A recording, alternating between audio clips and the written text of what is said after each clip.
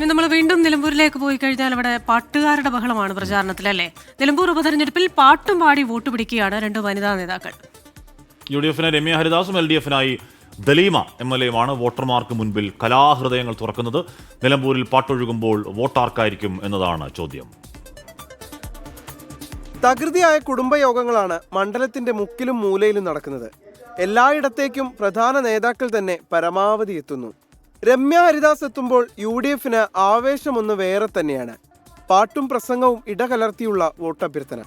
പല നിറങ്ങൾ പല മണങ്ങൾ നിറഞ്ഞ പൂങ്കാവ്, ഇന്ത്യ അനവധിയാം മതങ്ങൾ പൂക്കും അരുമ പൂങ്കാവ്, ഇന്ത്യ അരുമ പൂങ്കാവ്.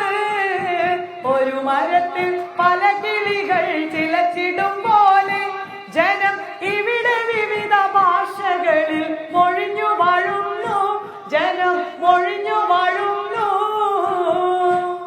LDF ക്യാമ്പും വിട്ടില്ല. ദലീമ ജോജോ MLA പാട്ടുപാടി M സ്വരാജിനായി രംഗത്ത്. വീടുകളിലേക്ക് പോകുമ്പോൾ ഒരു പാട്ടുപാടാൻ അഭ്യർത്ഥന. ഏറ്റെടുത്ത് MLA-യും.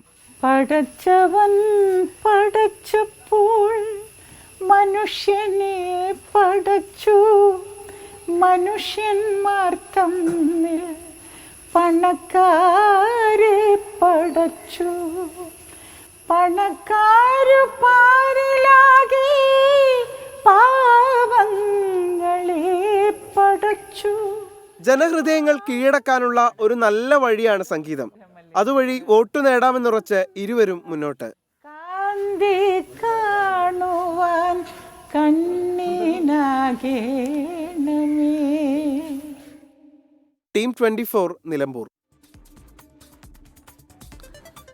പാട്ടും വോട്ടും ഒരു വഴിക്കാണോ പാട്ടും വോട്ടും രണ്ട് വഴിക്കാണോ എന്നൊക്കെ നമുക്ക് 23 അറിയാൻ കഴിയുക. എന്തായാലും നിലമ്പൂരിൽ പല വഴികൾ മുന്നണികൾ സ്വീകരിക്കുകയാണ് പരമാവധി വോട്ടുകൾ പെട്ടിയിലേക്ക് എത്തിക്കാൻ.